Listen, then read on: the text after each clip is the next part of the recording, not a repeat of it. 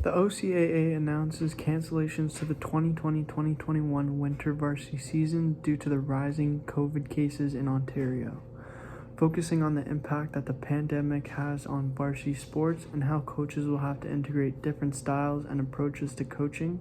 Here are 5 different skills coaches specifically will have to master moving into this unprecedented time. First recommendation for coaches is connecting with players in the virtual world. Coaches will need to have the ability to work with athletes through a virtual lens. They will have to change the way team bonding and team workouts occur to stay safe and follow protocols set out by the government bodies. Examples of these types of practices can consist of team Zoom calls, Google Meets, and other virtual ways to work as a collective group. Not all players may have the means to participate in a virtual world as athletes.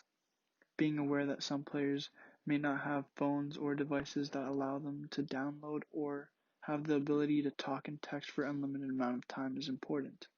Ensuring that social economical accommodations are made for these players so that each and everyone has the ability to connect in the virtual world is vital to the success of connections for the players during the pandemic. Getting to know the players not just on the court or the field, but who they are will lead to success. When looking at leaders in this field, Kajaya Campbell is right at the top.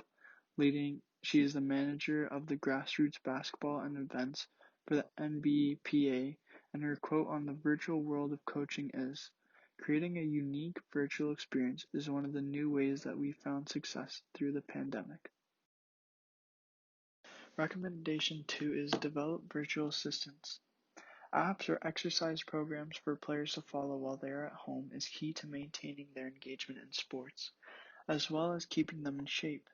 In this example, an athlete is working on their basketball dribbling skills while using an online app that gives them feedback.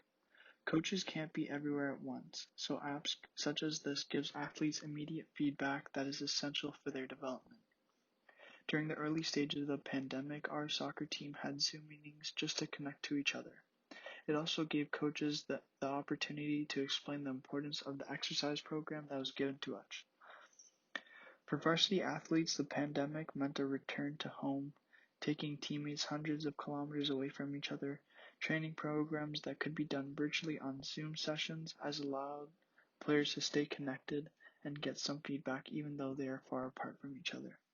Using virtual assistants such as apps and communications devices will keep athletes engaged and help prevent health issues such as depression and anxiety that are associated with low physical activity.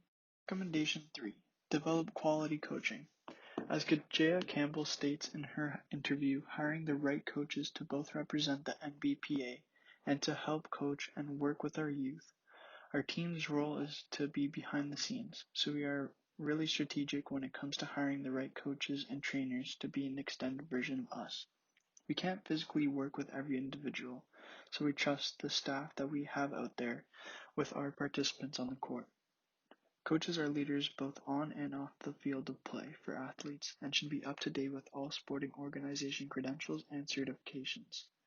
Coaches play an instrumental role for varsity athletes as they can guide them towards next steps, whether it be professional athlete or simply to have them perform to the best of their ability. Governing bodies such as the national and provincial sporting organizations like Canada Basketball, Ontario Basketball, or the OCAA have to promote and ensure that all coaches are at a level where they can provide the best and most accurate advice to all athletes. Coaching evaluations should be done by every organization and should involve an opportunity for all players to give their feedback. For me, the pandemic has had me realize the influence that my soccer coach of 10 years has had on my life. Having seen the same coach 4 to 6 times a week has come to a sudden stop was a major loss and major positive influence in my life. I didn't realize, or perhaps I took it for granted. I'm looking forward to reconnecting to a coach once the pandemic is over. Recommendation 4. Focus on fundamental movements. Basketball Canada's return to sport guideline focuses on a variety of aspects with emphasis on player safety and skill development. With respect to safety, the guidelines outline that players, coaches, officials, support staff, and administrators will all play a crucial role in combating the spread of COVID-19, both on and off the court. Taking steps such as designated entrances and exits into the gymnasium ensure that all equipment is clean and disinfected as needed, and even steps like preventing speculators from entering the premises limits the exposure to all athletes and coaches. The focus on fundamental movement skills ensures that athletes now focus on their own development and areas where they need to improve, which varies from one athlete to another. For example, one athlete may focus on speed drills while another athlete may focus on ball mastery such as dribbling in soccer or basketball. As a soccer player entering our season this past spring, all of the players were at different fitness levels. As speed and agility were my strength, my coaches put together a stamina program for me that put more emphasis on workout runs that were longer in nature, while others had shorter sprint intervals that they had to focus on. My last recommendation is provide opportunities for everyone. Ensuring we provide a positive sports experience for all athletes, including athletes with sensory, intellectual, physical, and/or behavioral disabilities, has to be a priority. Coaching athletes with a disability is fundamentally no different than coaching any other athletes, but the key is making sure that we provide the opportunities and making them accessible to all. Establishing a safe and caring environment that is inclusive and of diversity and inclusion for LGBTQ athletes, athletes with Aboriginal descent, as well as ensure that women are well represented as coaches and decision makers in organizations, as they play an important role for young female athletes, ensuring gender equity and inclusion. Varsity athletes are a small percentage of the student body, but providing opportunities such as intramural sports where there is no criteria and everyone is welcomed is important to ensure equitable access of facilities and the promotion of well-being for the entire student body. In conclusion, the COVID-19 pandemic has impacted the sporting world dramatically, starting with sports at the grassroots level, moving up to varsity sports.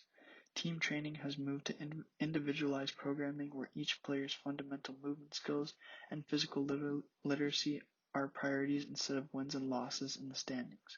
Coaches' communication with players is no longer just screaming instructions from the bench, but talking to their players virtually, and even using virtual tools where players can improve on their skills thanks to the feedback from an AI coach.